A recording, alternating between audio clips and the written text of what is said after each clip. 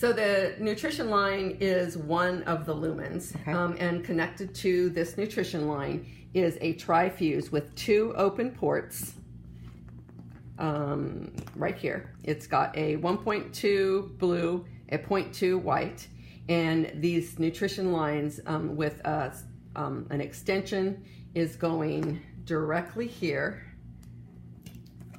This would go, the large volume pump tubing would plug in directly here.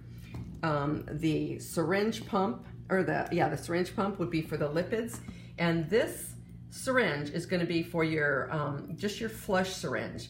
And the reason why this is here is because every 24 hours, this is going to need to be changed. And when the nurse disconnects this from here, it pushes into the baby, doesn't create any problems at all. But when she adds the next line, she's going to have a little bit of saline in this syringe. And what she's going to do is, of course, disinfect and attach this. When she does this, this is going to aspirate blood into the line. She's going to need to immediately detach this, and that's going to help to clear that line and maintain patency of the nutrition line. In addition to that, her TPN pump will be going, her syringe pump will be going, so the infusion will be protected. Now the other lumen is going to be for any medications. If this is a healthy 30-weeker, it's not going to need these medications. It would just be nutrition. But let's pretend for a minute that this baby somehow is a 30-weeker that has some additional problems, or maybe it's a 29-weeker that needs a little bit of support for a week or so. This lumen is going to be the meds. So medication might be dopamine, morphine, and fentanyl. Anything that's in this lumen is all going to be going to the baby, in a joint line. So any disruptions in any of these is going to deprive or bolus the baby of whatever it's getting.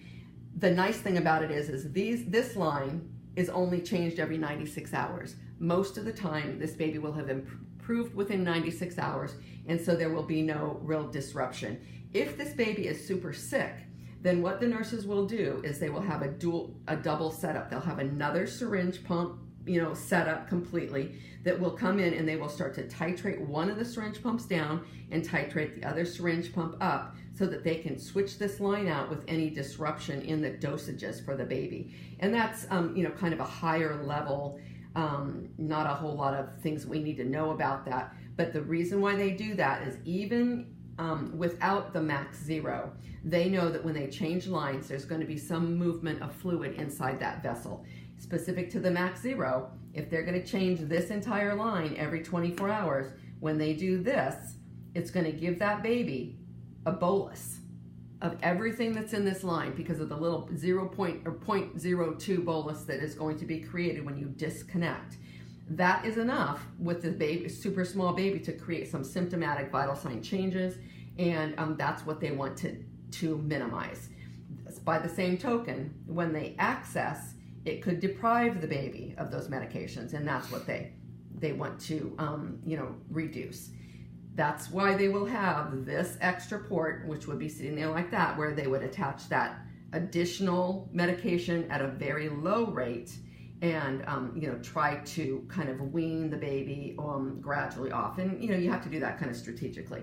One more subject that I'd like to talk about with respect to a NICU environment would be the use of alcohol protective caps.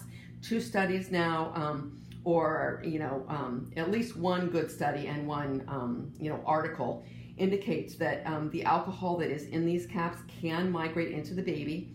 With the Max Zero technology, it does not, because the Max Zero technology is completely sealed.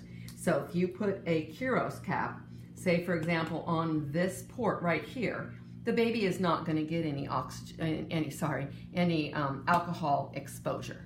Mm-hmm. So that is a good reason to kind of explain to a nurse that if you're going to use a microclave, you really have to worry about the baby getting a trace of the alcohol. If you're going to use the smart site, you have to worry about that baby getting a little bit of a trace of that alcohol. So it's kind of one way to kind of spin the fact that let's not fight where we don't need to fight. Okay.